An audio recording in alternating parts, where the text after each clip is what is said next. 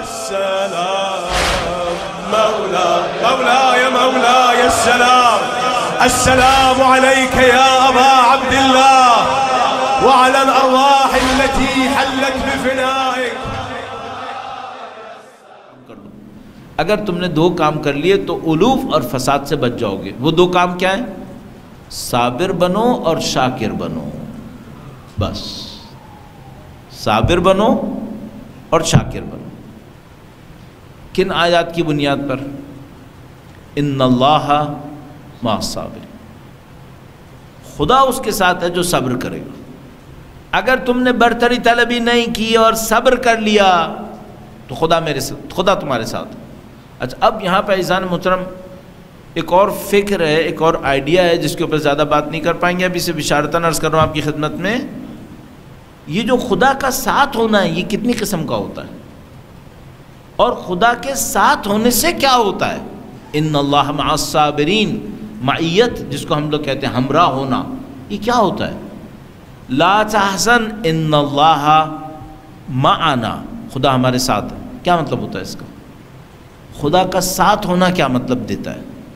سید الشہداء نے آخری الوداع کے موقع کے اوپر بی بی سے فرمایا کہ صبر کرو ان اللہ مع الصابرین. یعنی کیا سید الشہداء اپنی بہن کو اس سے بڑی کوئی اور خوشخبری دینا چاہتے تو نہ دیتے؟ سید الشہداء نے کہا کہ دیکھو تم کو سب سے بڑی خوشخبری دے رہا ہوں. اگر تم نے صبر کیا، سب سے بڑی خوشخبری کیا ہے؟ خدا تمہارے ساتھ ہے.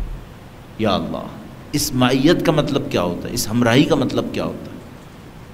یعنی اگر میں دنیا کی سطح پہ اس کو نیچے لے کر آؤں، بہت معذرت چاہتا ہوں، اتنے اچھے مفہوم کو دنیا کی سطح پہ نہیں لانا چاہیے، لیکن اگر دنیا داروں کی طرح سوچوں تو مثال کے طور پر میں کہوں کہ مجھے ایک سفر میں جانا ہے تو اس سفر میں یہ بھی ہوگا وہ ہوگا. مثلا وہ ایک آدمی مجھ سے کہے کہ وہ جو دنیا کا سب سے بڑا مالدار ہے نا وہ تمہارے ساتھ ہی ہے سفر میں، تو میں کیا سوچوں گا؟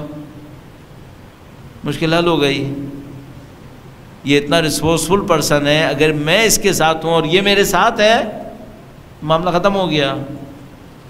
اس سے بڑھ کے خوشخبری کیا ہو سکتی ہے؟ ان اللہ مع الصابرین. تو خدا کہہ رہا ہے الوف برتری مت چاہو اور فساد برپا نہ کرو، اس کے مقابلے میں کیا کرو؟ صبر کرو، چونکہ خدا صبر کرنے والے کے ساتھ ہے. اور دوسرا کام کیا کرو؟ شکر کرو. کیوں؟ ان شکرتم لازیدنکم. اگر تم شکر کرو گے، اگر آپ کی ذہن میں ہو تو پچھلے یا اس سے پچھلے سیشن میں نے آپ کی خدمت میں اس آیت کریمہ کے اوپر عرض کیا تھا کہ اگر ہم شکر کریں گے تو خدا نعمتیں نہیں بڑھائے گا، ہمیں بڑھائے گا. ان شکرتم لازیدنکم. اگر تم شکر کرو گے خدا تمہیں بڑھا دے گا. یہ وہ مصیرکم الی النار کے مقابلے میں ہے. اگر کافر اپنے کفر میں بڑھتا ہے تو اللہ کے رسول نے فرمایا یہ جہنم کی تہہ میں پہنچ گیا. اور خدا تعالیٰ نے فرمایا مصیرکم الی النار، تمہاری تبدیلی ہی جہنم کی طرف ہے. اور اگر ہم شکر کریں اور صبر کریں تو خدا فرماتا ہے میں تمہیں بڑھا دوں گا. اور خدا بڑھائے گا اور خدا ساتھ ہوگا تو پھر آپ تصور کریں کہ کیا ہونے والا ہے. اس کا مطلب ہے یہ بندہ خدائی صفتیں حاصل کرے گا. یہ بندہ خدائی صفتیں حاصل کرے گا. یعنی اگر میں اور آپ عالم اور عابد بننے کی طرف گئے، الوف اور فساد کو چھوڑ دیا، صبر اور شکر کا راستہ اختیار کیا، تو میں اور آپ خدائی صفات حاصل کریں گے. پھر خدائی صفات حاصل کریں گے. اور شاید وہ جو حدیث قدسی ہمارے پاس ہے کہ عبدی اطعنی اجعلک مثلی، اے میرے بندے تو میری اطاعت کر میں تجھے اپنا جیسا بناؤں گا. شاید یہاں پہ مفہوم آتا ہے. یہ اپنا جیسا کب بنائے گا؟ مرنے کے بعد بنائے گا یا اسی دنیا میں بننا شروع ہو جائے گا؟ اسی دنیا میں بننا شروع ہوگا. ہم لوگ یہ سمجھ رہے تھے کہ مرنے کے بعد شروع ہوگا. یہیں پہ شروع ہونا چاہیے، اور نہیں ہو رہا ہے تو اس کا مطلب یہ کہ ہم نے کچھ گڑبڑ کی ہے، ورنہ ہو جاتا. شجر درود بھیجے گا محمد و آل محمد. صلی علی محمد و آل محمد. حسین